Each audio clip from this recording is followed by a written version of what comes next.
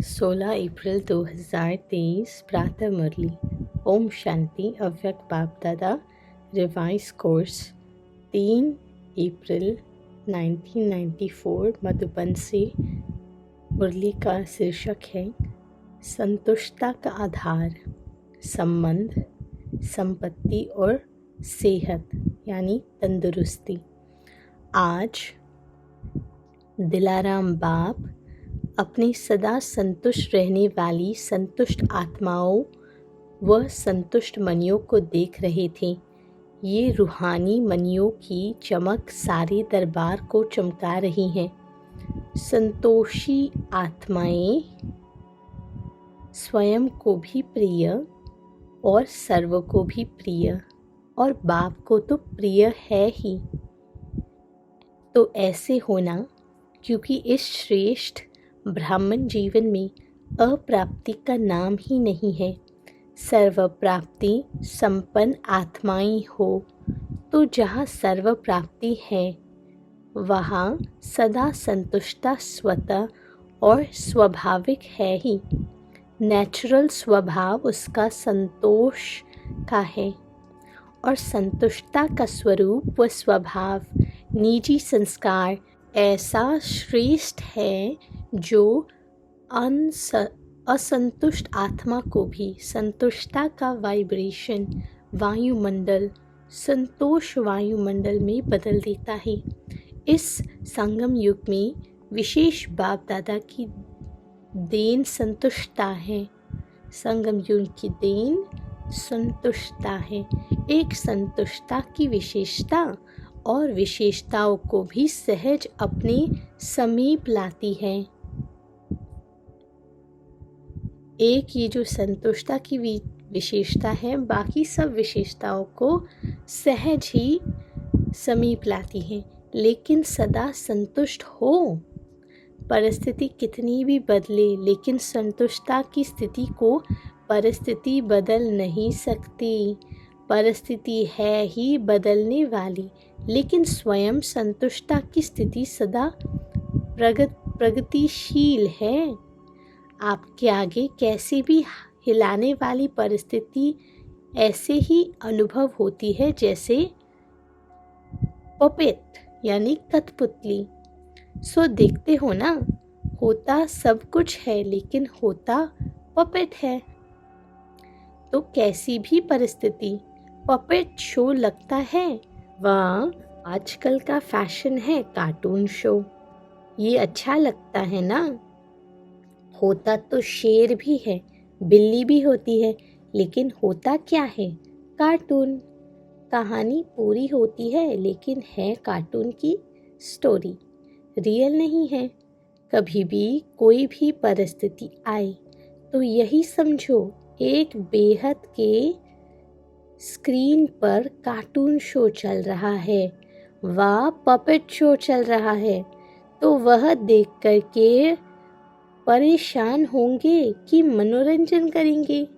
सो देखना तो अच्छा ही है ना, शो देखना तो अच्छा ही है ना। तो यह माया का व प्रकृति का यह भी एक शो है जिसको साक्षी स्थिति में सदा संतुष्टता के स्वरूप में देखते रहो। अपनी शान में रहते हुए देखो, संतुष्ट मनी हूँ, संतोषी आत्मा हूँ। ये है संगम का श्रेष्ठ शान। तो शान में स्थित होना आता है ना कि परेशान होना अच्छा लगता है। सदा संतुष्टता की विशेषता को इमर्ज रूप में स्मृति में रखो। प्राप्तियों में विशेष संबंध और संपत्ति आवश्यक है। संबंध में भी अगर एक भी संबंध अप्राप्त है तो संपूर्ण संतुष्टता नहीं होगी। तो संबंध में भी सर्व चाहिए और अविनाशी चाहिए।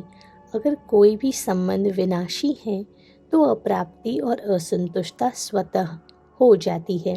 लेकिन एक ही वर्तमान संगम युग है जिसमें सर्व अविनाशी संबंध एक बाप से अनुभव कर सकते हो। सतयुग में भी संबंध बहुत थोड़े हैं, सर्व नहीं है। लेकिन इस समय जिस संबंध की आकर्षण हो, अनुभूति करना चाहे, वो संबंध परमात्मा द्वारा अनुभव कर सकते हो। हर एक के जीवन में संबंध की भी अलग अलग पसंदी होती है।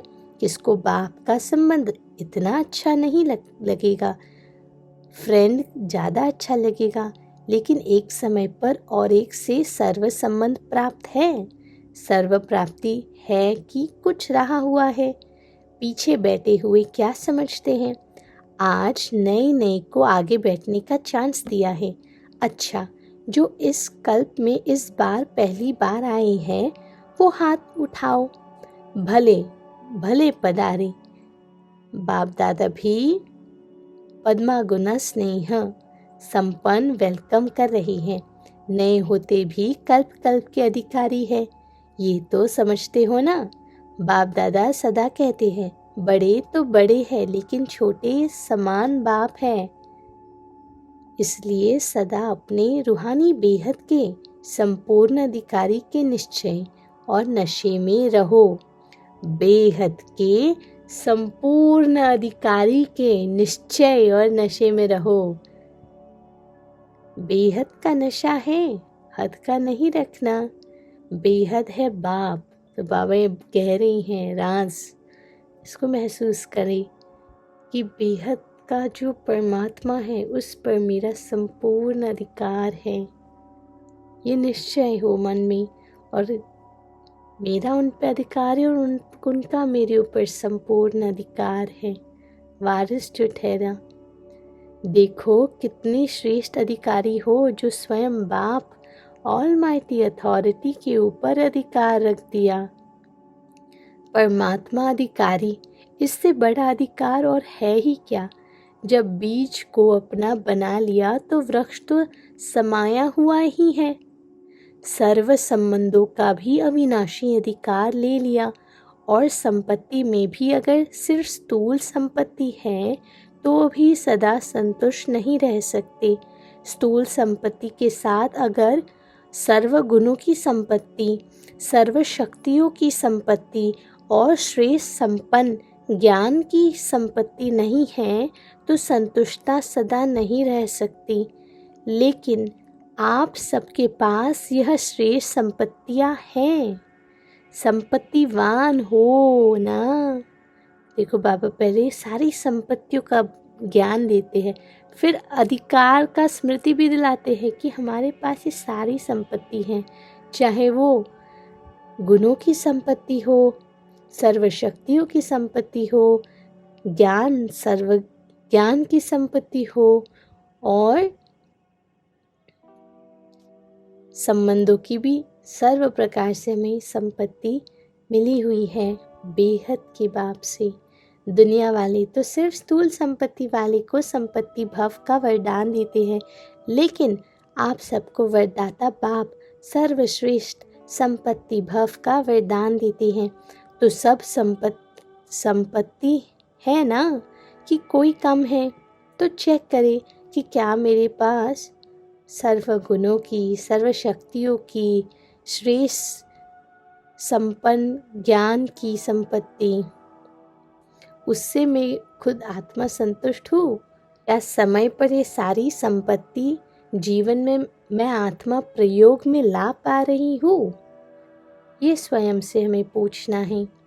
फिर बाबा आगे कहते हैं, आप सबको वरदाता बाप सर्वश्रेष्ठ संपत्ति भव का वरदान देते हैं। तो सब संपत्ति है ना। देखो बाबा ने इधर राज भी बता दिया कि कैसे सर्व संपत्तियों को अनुभव और प्रयोग में लाना है। बस ये मन में ये स्मृति, इसमें इस स्मृति में विश्वास, बिलीफ जिसको कहते हैं, इंग्लिश में बोलते हैं ना कि what ever you believe you become, and the world, the universe makes it happen. तो बस एक शक्तिशाली एकाग्र एकांत चित्त में ये स्मृति लानी है आत्मा को कि बाप ने सर्वश्रेष्ठ संपत्ति भव का वरदान मुझ आत्मा को दे दिया है। तो अप्राप्त कोई वस्तु नहीं, मैं हर चीज़ में सफल हूँ, निर्विघ्न पवित्र आत्मा हूँ, ये निश्चय हो। तो बाबा आगे कहते हैं, सब संपत्ति है ना कि कोई कम है, फुल है, पीछे वाले के ऊपर सबसे ज़्यादा ध्यान है। आगे वालों का ध्यान बाप की तरफ ज़्यादा है और बाप का ध्यान पीछे वालों के ऊपर ज़्यादा है। जितना ही दूर है उतना ही नैनों में समाये हुए हैं। बाबा सभी को खुश करते हैं। जो आगे बैठे उनका भी बाबा ने मन रखा और जो पीछे बैठे हैं उनका भी बाबा ने दिल खुश कर दिया। बाबा आगे कहते हैं, साकार वतन में तो साकार की बातें होती हैं। देखो परम धाम में आप सभी आत्माएं कितनी समीप होंगी, सभी साथ होंगी ना। और सूक्ष्म वतन में भी इतना बेहद है, जो जितना समीप आना चाहे आ सकते हैं। लेकिन बच्चों का स्नेह निराकार और आकार को भी साकार बनाना चाहता है। तो बाप क्या कहते हैं, जी हुजूर, जी हाजिर। बच्चे तो बाप के भी हुजूर है, मालिक है ना। मालिक को हुजूर कहा जाता है और बालक को भी मालिक कहा जाता है। तो सभी कौन हो? संतुष्ट मनिया। संबंध में भी संतुष्ट और संपत्ति में भी संतुष्ट। संबंध, संपत्ति और तीसरी होती है सेहत, तंदुरुस्ती। आप सभी तंदुरुस्त हो ना कि बीमार हो? आत्मा तो तंदुरुस्त है ना, शरीर की कोई बात ही नहीं। आत्मा सदा शक्तिशाली है। संगम पर श्रेष्ठ सेहत व तंदुरुस्ती है आत्मा की तंदुरुस्ती। इस समय की आत्मा की तंदुरुस्ती जन्म जन्म के शरीर की तंदुरुस्ती भी दिलाती है। लेकिन इस समय थोड़ा सा प्रकृति अपना रूप दिखाती है, इसमें भी कोई बड़ी बात नहीं। यह भी कार्टून शो है। तो सर्व प्राप्तियां हैं ना, संबंध भी है, संपत्ति भाव भी है, सर्व संबंध भाव भी है और सदा तंदुरुस्त भाव भी है।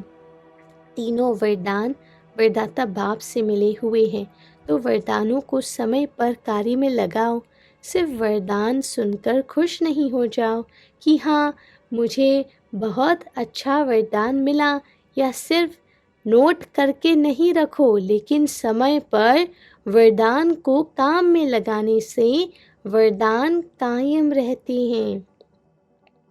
अगर वरदानों को समय पर काम में नहीं लगाया तो वह वरदान फल नहीं देता। वरदान तो अविनाशी बाप का है, लेकिन वरदान को फलीभूत करना है।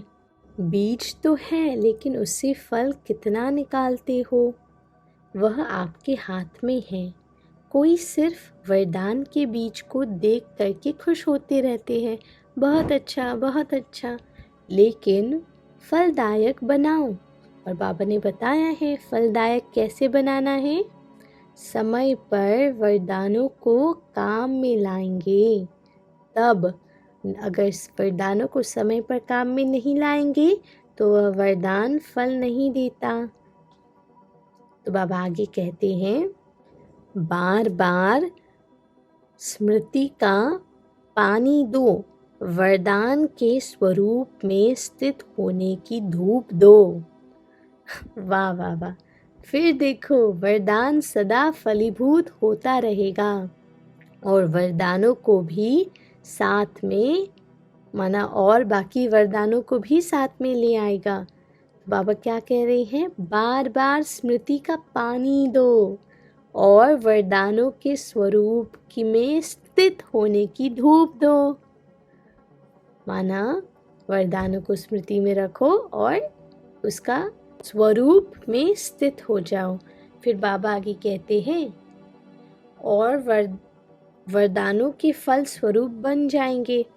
तो आज के त्रिवरदान को फलीभूत करना और समय पर ज़रूर याद रखना। तो कौन से 3 वरदान हैं?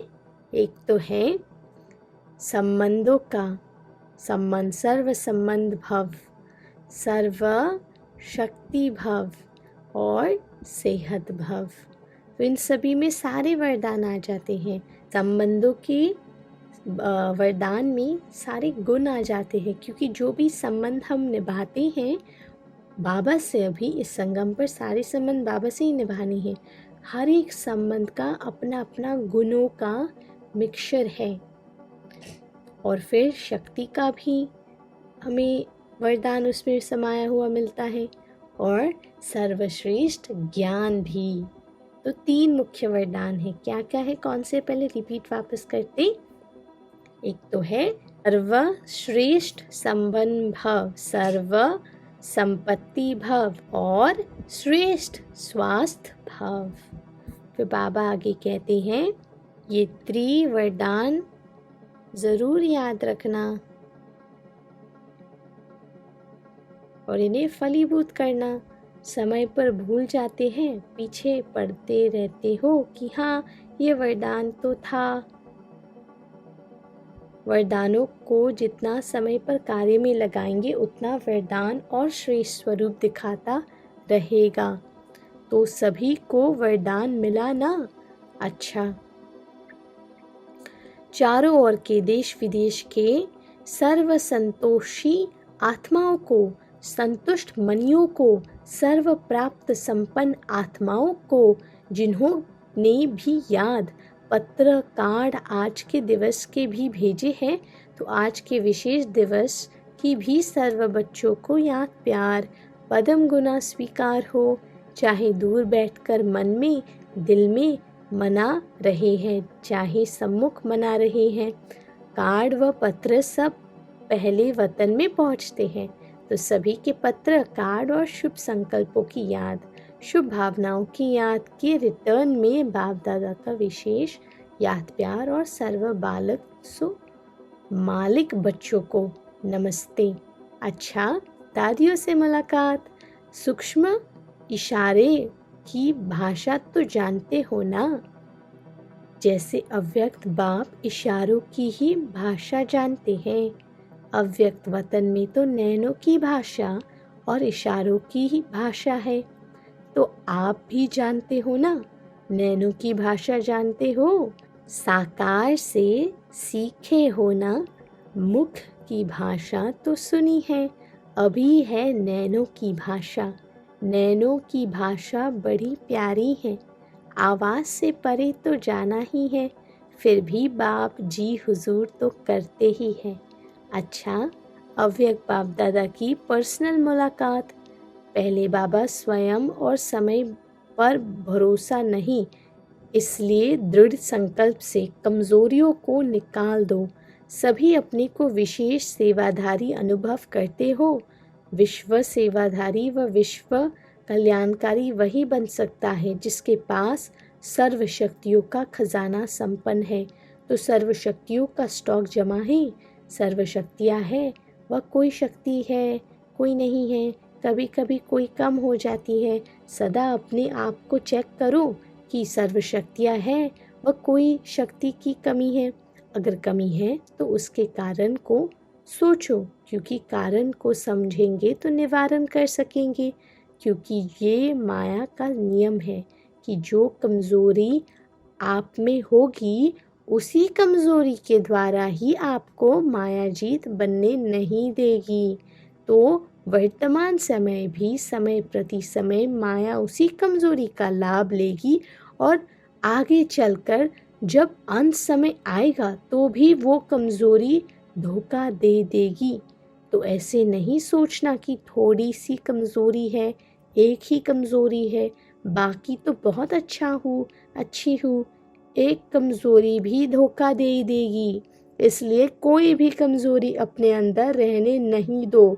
अगर स्वयं नहीं मिटा सकते हो तो कोई का सहयोग लो। जो शक्तिशाली आत्माएं हैं उनका सहयोग लो। विशेष योग का प्रयोग करो। किसी भी विधि से कमज़ोरी को मिटाना ही है, यह दृढ़ संकल्प करो।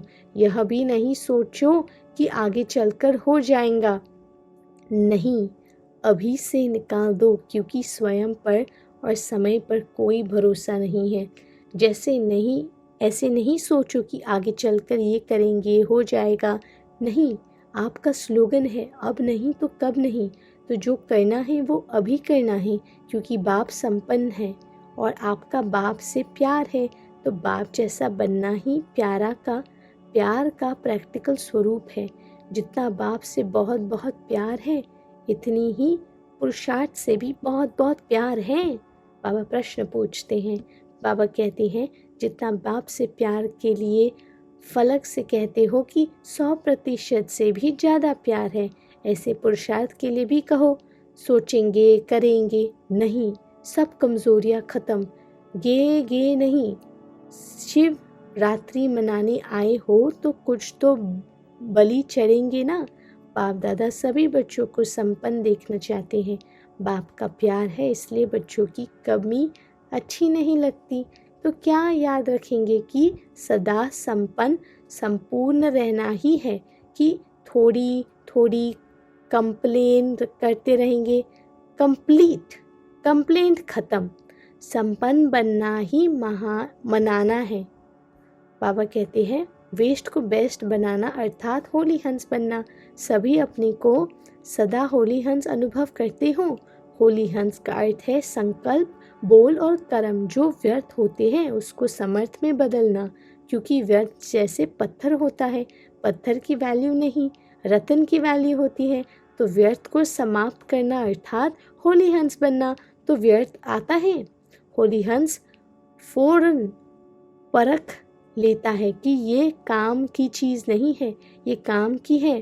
तो आप होली हंस होना तो व्यर्थ समाप्त हुआ, क्योंकि अभी नॉलेजफुल बने हो कि अगर अभी संकल्प बोल या कर्म व्यर्थ गवाए हैं तो सारे कल्प के लिए अपने जमा के खाते में कमी हो जाती है। जानते हो ना, नॉलेजफुल हो तो जानते हुए फिर व्यर्थ क्यों करते हो। चाहते नहीं हैं लेकिन हो जाता है, ऐसे कहेंगे। जो समझते हैं अभी भी हो सकता है वो हाथ उठाओ। आप हो कौन? राजयोगी। राजयोगी का अर्थ क्या है? राजा हो ना, तो मन को कंट्रोल नहीं कर सकते। किंग में तो रूलिंग पावर होती है ना, तो आप में रूलिंग पावर नहीं है। अमृत वेला और फिर सारे दिन में बीच बीच में अपनी ऑक्यूपेशन याद करो, मैं कौन हूँ। क्योंकि काम करते करते यह स्मृति मर्ज हो जाती है कि मैं राज योगी हूँ। इसलिए इमर्ज करो, ये नियम बनाओ। ऐसे नहीं समझो कि हम तो है ही राजयोगी, लेकिन राजयोगी की सीट पर सेट होकर रहो। नहीं तो चलते चलते कर्म में बिजी होने के कारण योग भूल जाता है, सिर्फ कर्म ही रह जाता है। लेकिन आप कर्म योगी कंबाइंड हो। योगी सदा ही रूलिंग पावर, कंट्रोलिंग पावर में रहे। फिर राजयोगी डबल पावर वाले कभी भी व्यर्थ सोच नहीं सकते। तो अभी कभी नहीं कहना, सोचना भी नहीं कि राजयोगी वेस्ट कर सकते हैं। पापा की वार्निंग है, तो अभी कभी नहीं कहना। पापा कहते कहना दूर, सोचना भी नहीं कि राजयोगी वेस्ट कर सकते हैं। तो ये कौन सा ग्रुप है? बेस्ट ग्रुप है। बाप दादा को भी बेस्ट ग्रुप अति प्यारा है, क्योंकि 63 जन्म बहुत वेस्ट किया ना। अभी यह छोटा सा जन्म बेस्ट ही बेस्ट। अच्छा, वरदान अटूट याद द्वारा सर्व समस्याओं का हल करने वाले उड़ता पंछी भव। अटूट याद द्वारा सर्व समस्याओं का हल करने वाले उड़ता पंछी भव। जब यह अनुभव हो जाता है कि मेरा बाबा है, तो जो मेरा होता है वह स्वतः याद रहता है, याद किया नहीं जाता है। मेरा अर्थात अधिकार प्राप्त हो जाना। मेरा बाबा और मैं बाबा का, इसी को कहा जाता है सहज योग। ऐसे सहज योगी बन एक बाप की याद के लगन में मगन रहते हुए आगे बढ़ते चलो। यह अटूट याद ही सर्व समस्याओं का हल कर उड़ती पंछी बनाए उड़ती कला में ले जाएगी। स्लोगन है मनन शक्ति के अनुभवी बनो तो ज्ञान धन बढ़ता रहेगा। सूचना, आज मास का तीसरा रविवार है। सभी राजयोगी तपस्वी भाई बहनें शाम 6:30 से 7:30 बजे तक विशेष योग अभ्यास के समय अपने आकारी फरिश्ते स्वरूप में स्थित हो विश्व परिक्रमा करते हुए प्रकृति सहित सर्व आत्माओं को लाइट माइट देने की सेवा करें। ओम शांति।